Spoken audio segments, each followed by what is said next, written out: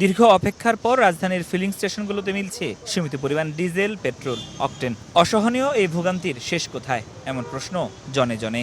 গতকালকে আমি ইসিবি পাম্পে দাঁড়াইছিলাম এই প্রায় দেড় ঘন্টা দাঁড়ানোর পর আমি তেল পাইনি, পরে ওইখান থেকে চলে গেছি। আমাদের কষ্ট দেখার মতন আসলে কেউ নাই ভাই। এই রাস্তায় যেভাবে সিরিয়াল দিচ্ছি, পিছনে ওই পিজির ওই মাথা থেকে সিরিয়াল, তেল দিলে ভাই ভালো ভাই, সব পাম্পে যদি দেয় তাহলে এত ঝামেলা হয় না। 3-4 ঘন্টা লাইনে থাকতে থাকতে তেল দেয় 10 লিটার তেলে কি হয় বলেন? এখন বরিশাল গেলে লাগে 30 লিটার 35 লিটার তেল।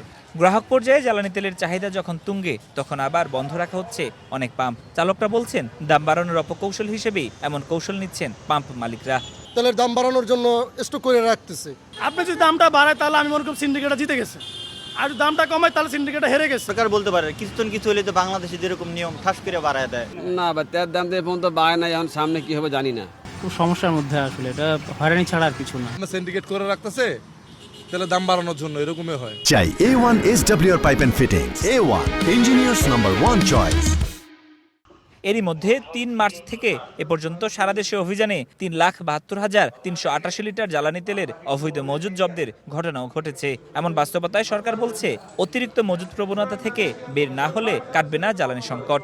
সব মিলে 3,72,388 লিটার জ্বালানি পণ্য উদ্ধার করা হয়েছে। পর্যাপ্ত মজুদ আছে, ফলে কোনো সংকট নাই। বৈশ্বিক প্রেক্ষাপট বিবেচনায় জ্বালানি ব্যবহারে সাশ্রয়ী হওয়ার তাগিদ দেওয়া হয়। মানুষের মধ্যে প্যানিক বাইংটা এখনো বন্ধ হয়নি, যে কারণে পেট্রোল পাম্পগুলোর সাপ্লাই চেইনটাতে ইন্টারাপশন হচ্ছে মাঝে মাঝে। তারপরে হচ্ছে মজুদের টেন্ডেন্সিটা, আমি প্রথমে আপনাদের মজুদের এটা শেয়ার করলাম। সপ্তাহখানেকের মধ্যে ফুয়েল কার্ড দিতে অ্যাপ চালু করা হবে বলেও জানানো হয় জ্বালানি বিভাগের সংবাদ সম্মেলনে। হোপফুলি আমরা সপ্তাহখানেকের মধ্যে হয়তো কোথাও একটা পাইলট প্রজেক্ট হিসেবে আমরা চালু করব ইনশাআল্লাহ। জ্বালানি সংকটের প্রেক্ষাপটে দোকানপাট, শপিং মল খোলা রাখার সময়সীমা বিষয়ে সরকারের সঙ্গে আলোচনা করে শনিবার সিদ্ধান্ত নেওয়া হবে বলে জানিয়েছে বাংলাদেশ দোকান মালিক সমিতি। ফরহাদুর রহমান, সময় সংবাদ, ঢাকা।